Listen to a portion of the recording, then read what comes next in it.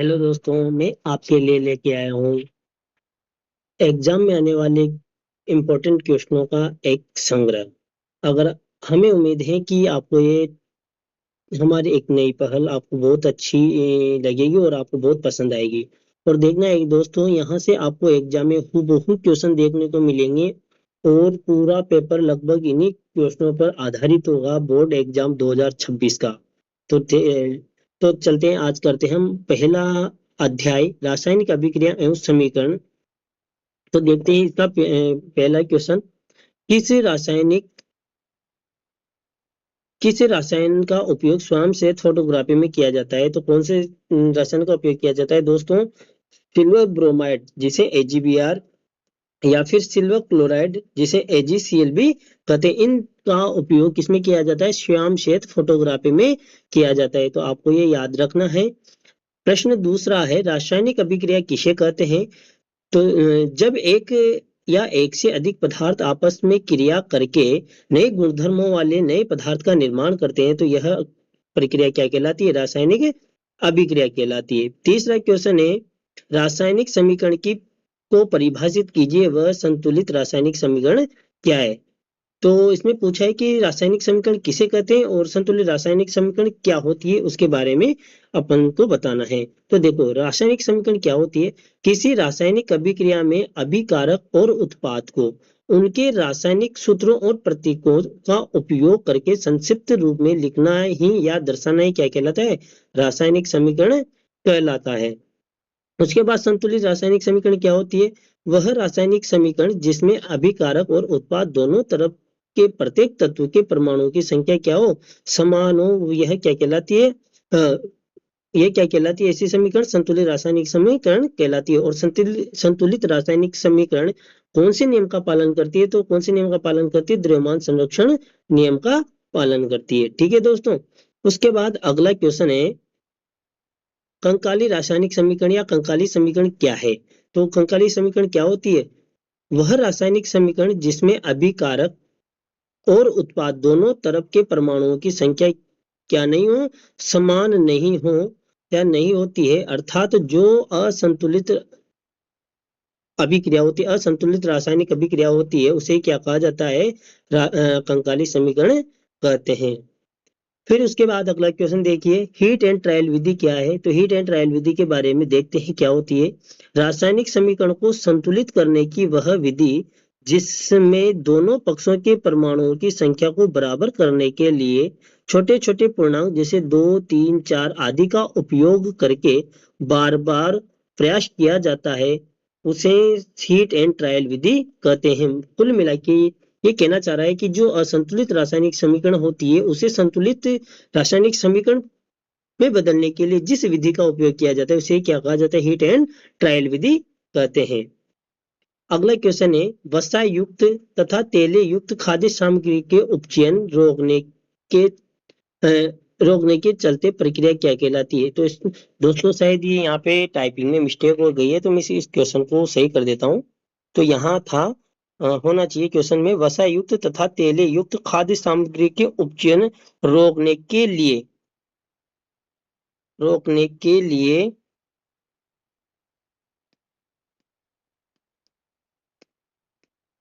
कौन से पदार्थ मिलाए जाते हैं? कौन से पदार्थ मिलाए जाते हैं दोस्तों?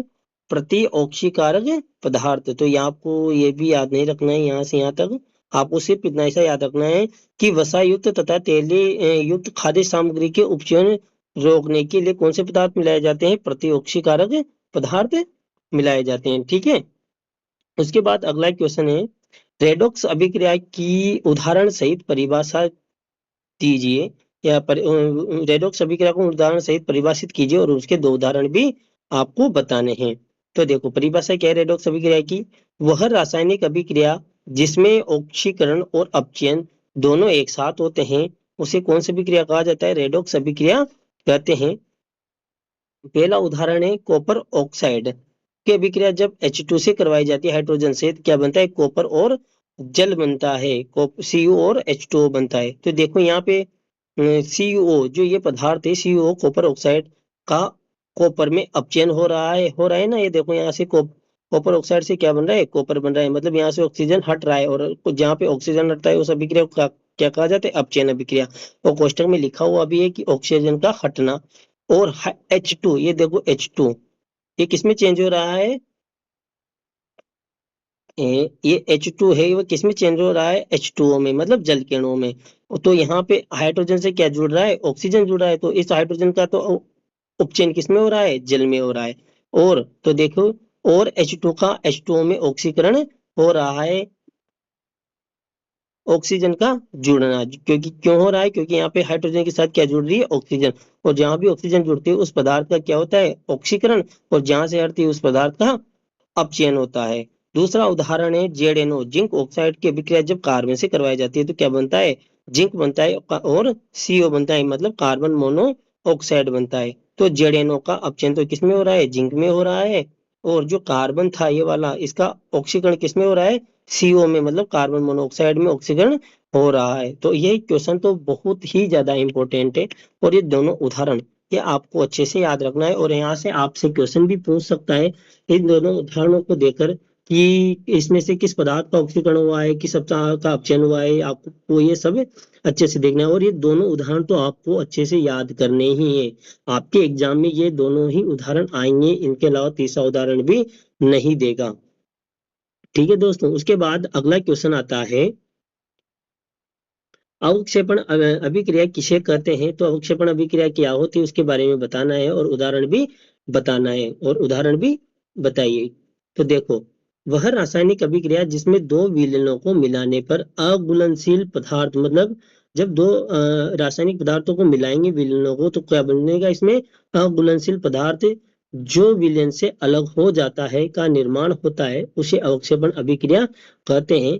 इस अघुलनशील ठोस को अवक्षेप कहते हैं। तो इसमें बताया गया है कि जब दो विलयनों को मिलाया जाता है तो एक अघुलनशील ठोस पदार्थ बनता है, जो क्या करता है, उस विलयन से अलग होकर कहाँ बैठ जाता है, तल में बैठ जाता है। कहाँ बैठ जाता है, तल में। और इस जो अघुलनशील पदार्थ होता है उसे क्या कहा जाता है, अवक्षेप कहा जाता है। और अवक्षेप के निर्माण की वजह से इस अभिक्रिया को क्या कहा जाता है, अवक्षेपण अभिक्रिया कहा जाता है। तो देखो उदाहरण कौन सा है, जब सोडियम सल्फेट की अभिक्रिया बेरियम क्लोराइड से करवाई जाती है तो किसका निर्माण होता है, BaSO4, बेरियम सल्फेट का निर्माण होता है, और NaCl का निर्माण होता है। तो ये जो बेरियम सल्फेट बनता है ये तो क्या करता है, तली में बैठ जाता है, क्योंकि ये क्या होता है, ये अघुलनशील होता है विलयन में, और ये तल में बैठने की वजह से कौन सा अवक्षेप बनाता है, श्वेत अवक्षेप बनाता है। तो यह भी आपको ध्यान में रखना है कि बेरियम सल्फेट का जो अवक्षेप बनता है वो कौन से कलर का होता है, श्वेत रंग का होता है। तो देखो यहाँ पे, यहाँ लिखा हुआ है, यहाँ बेरियम सल्फेट का श्वेत अवक्षेप बनता है। उसके बाद अगला क्वेश्चन है, क्वेश्चन नंबर 9, मैग्नीशियम रिबन को वायु में दहन करने से प्राप्त उत्पाद का नाम लिखिए। तो मैग्नीशियम रिबन को जब वायु में जलाया जाता है तो कौन से उत्पाद का निर्माण होता है, मैग्नीशियम ऑक्साइड, मतलब MgO का निर्माण होता है। उसके बाद आज का अंतिम क्वेश्चन है, प्रश्न नंबर 10, द्रव्यमान संरक्षण के नियम को समझाइए। तो द्रव्यमान संरक्षण का नियम क्या होता है, तो देखते हैं। द्रव्यमान संरक्षण का नियम बताता है कि किसी भी रासायनिक अभिक्रिया में द्रव्यमान का न तो निर्माण होता है न ही विनाश होता है। इसका अर्थ है कि किसी रासायनिक अभिक्रिया में उत्पाद दो का कुल द्रव्यमान हमेशा अभिकारकों के कुल द्रव्यमान के बराबर होता है। कुल मिलाकर इसमें बताया गया है कि न तो द्रव्यमान को उत्पन्न किया जा सकता है न ही नष्ट किया जा सकता है। अर्थात हम अभिक्रिया में जितने अभिकारक के अणु लेते हैं उतने अभिकारक के अणुओं में किसमें प्राप्त होंगे, उत्पाद में प्राप्त होंगे। और यही क्या है, द्रव्यमान संरक्षण का नियम है। तो दोस्तों आज हम केवल 10 ही क्वेश्चन करेंगे। अगर आपको हमारी ये क्वेश्चनों वाली सीरीज पसंद आती है तो प्लीज हमें कमेंट करके जरूर बताएं। अगर आप कमेंट करके हमें बताते हो कि हमें इसको आगे चलाना चाहिए या नहीं चलाना चाहिए, तो हम आपके लिए और भी क्वेश्चन लेके आएंगे। और अगर आपने अच्छा रिस्पॉन्स दिया, क्या हमारी क्लास को आगे भी शेयर किया, तो हम आपको पूरे चैप्टर 13 के 13 चैप्टरों के क्वेश्चन पूरे इंपॉर्टेंट जो एग्जाम बोर्ड में बने सकते हैं उन सभी को यहाँ सोल्व कराऊंगा। और यहाँ तक कि आपको इन क्वेश्चनों से लगभग सारे क्वेश्चन एग्जाम में एज इट इज देखने को मिल जाएंगे। ठीक है दोस्तों, तो प्लीज हमारे चैनल को लाइक कीजिए, शेयर कीजिए और सब्सक्राइब कीजिए। आज इतना ही, फिर कल मिलते हैं। बाय।